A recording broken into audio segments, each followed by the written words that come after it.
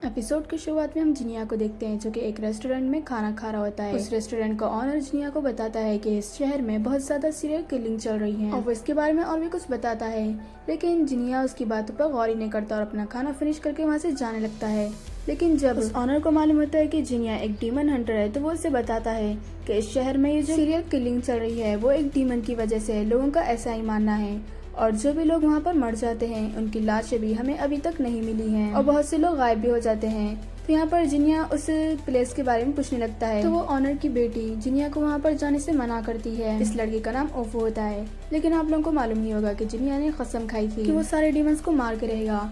तो वो रात में उस डीमन को ढूंढने के लिए चला जाता है और फिर जब वो उस डीमन को ढूंढ रहा होता है तो वो उसे अचानक से एक लड़की की चिल्लाने की आवाज आती है। तो उस आवाज का पीछा करके वहाँ पर जाता है तो वो देखता है कि वहाँ पर लड़कों की लाशें पड़ी थी। उसे समझ में नहीं आता कि आखिर ये लड़की की चीखने की आवाज कहाँ से आई। यहाँ पर जिनिया ये सोच ही रहा था कि अचानक से कोई उसके ऊपर अटैक कर देता है, लेकिन वो उस चीज को देख नहीं पा रहा होता क्योंकि उस डीमन के पास इनविजिबल होने की पावर होती है।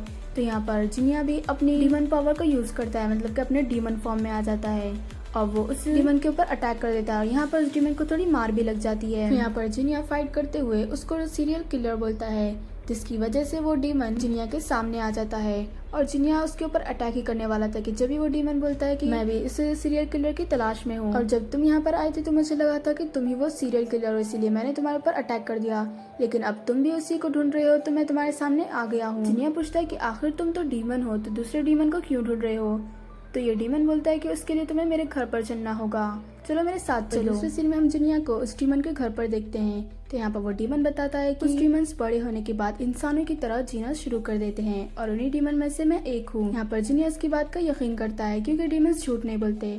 यहाँ पर इसका नाम मोसुके होता है। यहाँ पर उसकी स्पेशल पावर इनविजिबिलिटी है जो कि बहुत रेयर होती है, इसीलिए डीमंस ऐसी पावर वाले दूसरे डीमंस को सुपीरियर बोलते हैं और मोसुके ये सुपीरियर डीमन है। तो यहाँ पर जिनिया को यकीन नहीं हो रहा होता क्योंकि भले ही उसके पास ये रेयर पावर है लेकिन वो दूसरे डीमंस को नहीं हरा सकता। तो यहाँ पर मोसुके बताता है कि वो एक सुपीरियर डीमन है, वो भी सिर्फ इसकी एबिलिटी की वजह से, लेकिन कुछ डीमन ऐसे भी होते हैं जो कि स्ट्रांग नहीं होते और मैं उन्हीं में से एक हूँ। और फिर यहाँ पर वो सीरियल किलर के बारे में बताता है। वो बताता है कि ये जो सीरियल किलर है वो लड़कों को मारकर लड़कियों को किडनैप कर लेता है। उसे ये सब इसलिए पता है क्योंकि उस डीमन ने उसकी वाइफ को भी किडनैप कर लिया है और वो एक ह्यूमन थी।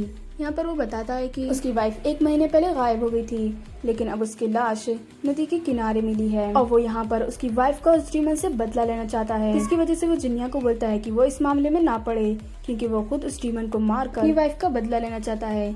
ये सुनकर जिनिया मना कर देता है। तो फिर यहाँ पर वो बोलता है कि अच्छा ठीक है, हम दोनों मिलकर उसे ढूंढेंगे और उसे पकड़ेंगे, लेकिन आखिर में मैं ही उसे मारना चाहता हूँ ताकि मैं अपना बदला ले सकूँ। तो यहाँ पर जिनिया इसके लिए मान जाता है और फिर वो दोनों ही उस डीमन को ढूंढने के लिए गांव के अलग अलग लोगों से पूछताछ करते हैं। यहाँ पर उन लोगों को उस डीमन के बारे में ज्यादा कुछ मालूम नहीं होता और साथ ही साथ में वो डीमन भी उन लोगों के सामने नहीं आता और उन लोगों को कुछ भी मालूम भी नहीं होता।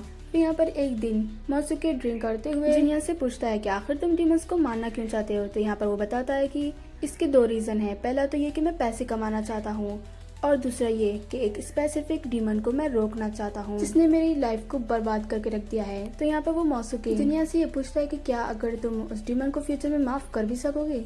तो यहाँ पर वो जिनिया बोलता है कि इसके बारे में मैंने कुछ भी नहीं सोचा और ऐसे कोई सा भी फैसला लेने से पहले मुझे अभी बहुत ज्यादा स्ट्रांग बनना होगा। जब जाकर वो उस डीमन के बारे में सोचेगा तो फिर यहाँ पर जिनिया भी मोसुके से पूछने लगता है कि आखिर तुम्हारी वाइफ का बदला लेने के बाद तुम क्या करना चाहोगे। तो यहाँ पर मोसुके बताता है कि वो हमेशा से ही एक पीसफुल जिंदगी जीना चाहता था क्योंकि उसे डीमंस का खून खराबा बिल्कुल भी नहीं पसंद है। और जब वो एक बार अपनी वाइफ का बदला ले लेगा उस डीमन से तो वो फिर से अपनी पुरानी जिंदगी यानी कि फिर से इंसानों की तरह वो रहना शुरू कर देगा। और फिर हमें अगले दिन का सीन दिखाया जाता है जहाँ पर जिनिया फिर से उसी रेस्टोरेंट में खाना खाने के लिए आया होता है। तो यहाँ पर वो ऑफिस से थोड़ी बहुत बातें करता है और फिर उसके खाने की तारीफ भी करता है, जिसे सुनकर उसके डैड यानी कि शॉप के ऑनर वहाँ पर जिनिया को ओफो से शादी करने का ऑफर देते हैं। ये सुनकर खुद ओफो ही मना कर देती है। वो बोलती है कि आपको ऐसी बातें नहीं करनी चाहिए और फिर जब उसके डैड वहाँ से चले जाते हैं तो ऑफिस से माफी मांगती है। और फिर हम देखते हैं कि जिनिया और मोसुके फिर से उसी डीमन को ढूंढ रहे होते हैं, लेकिन इस बार भी उन्हें वो डीमन नहीं मिलता।